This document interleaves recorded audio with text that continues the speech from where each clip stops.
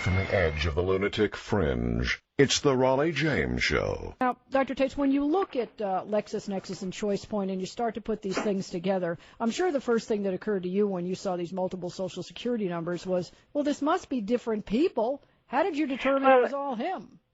How many, you tell me, how many Barack Hussein Obamas have you met in your life? Exactly. Well, the United States of America, right. Come on. Well, no, I recognize that as well, but what I'm saying is I'm sure you pulled the whole dossier on these people, and I'm sure that you didn't find 30 people with independent lives, is my point. Yeah, absolutely. No, I haven't found any, and believe me, if there would have been such people, we would have known about it.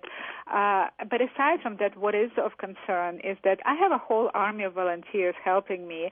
My webmaster is checking. I guess there is a site, Alexa, where you can check how many people go on your website, sure. And we're getting 1.9 million per week, close to 8 million per month.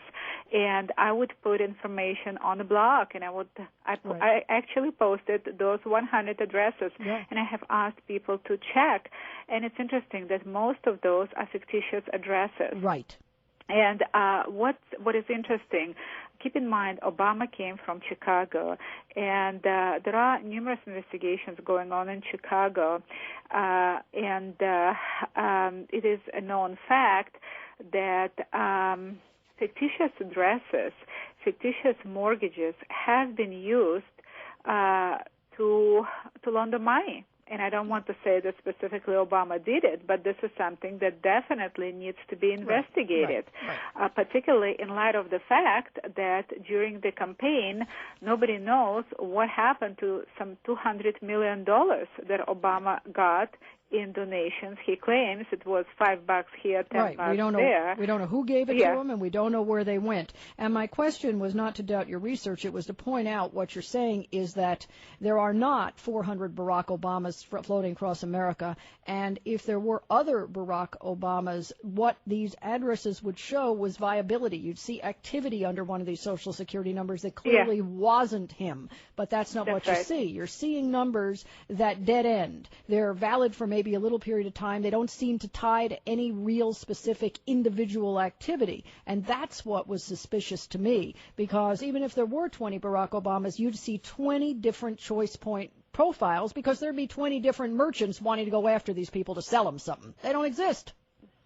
So yes.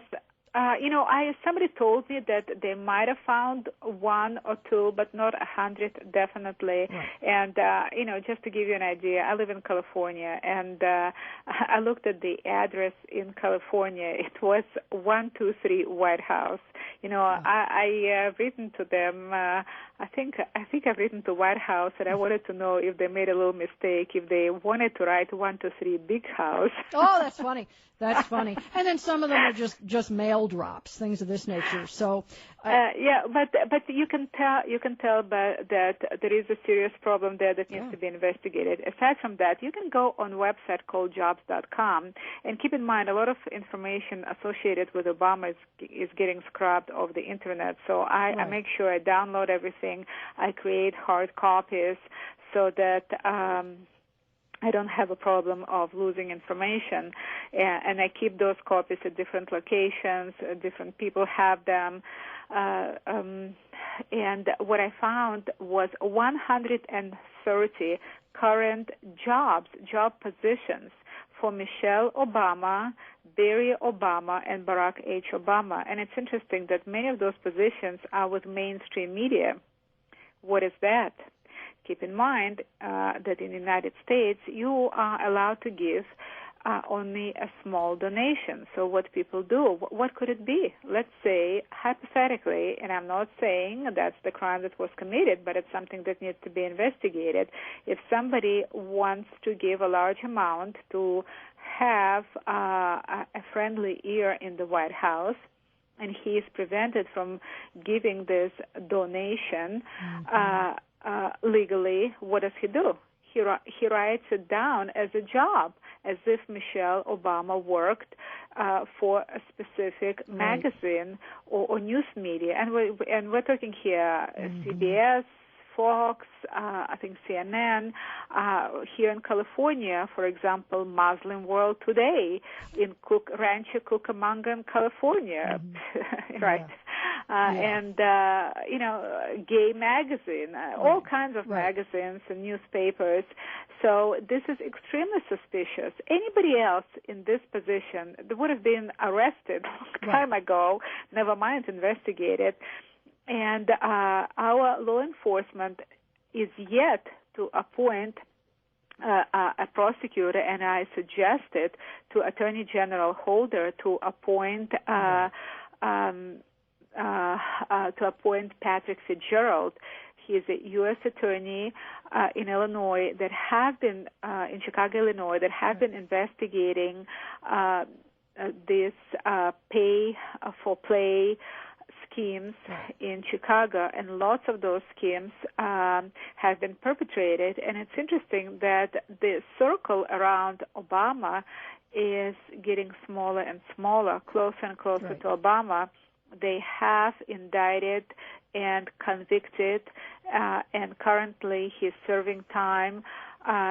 Antoine Tony Resco, who was Obama's business associate, with whom Obama bought a house. They have called to grand jury to testify both Rahm Emanuel and Mr. Pritzker, who was a big donor. They also called Valerie Jarrett, who was Obama's associate, and both Valerie Jarrett and Tony Resco were in charge of the donations and fundraising for Obama's campaign. David Axelrod, Obama's chief of campaign manager, was subpoenaed to testify for grand jury. So a lot of people that were associated with Obama have already been subpoenaed to testify. When I looked at those, I was going to say Blagojevich is fascinating too, because they stopped. Absolutely, and they were pretty tight. I also found out that you can see actually a pattern. For example, Obama had a friend, a college friend, a gentleman by name Richard Blackwell, who has a company dealing with ping pong tournaments. And as Obama was a state senator, he has written a request for governmental grants for this gentleman. And Mr. Blackwell got $320,000 of our taxpayer dollars for some stupid ping pong tournaments. It's unbelievable. Well, you'll see a lot of that. He had paid Obama $100,000, writing this as a salary, just like those 130 salaries that we see on the Internet. Well, you can see that it's roughly of a third of the money that Obama arranged for Blackwell, our taxpayers' money, were given back to Obama. Now, next, let's look at his wife, Michelle. He worked for University of Chicago Hospital, and she got a position working 20 hours a week on the board of the hospital, getting $357,000. And that's at the time when Obama arranged for that hospital to get $1 million grant of our taxpayers' money. So you can see a pattern where he affects his fee. He's getting a third of the money that he is arranging in grants. Well, you tell me, how is it called?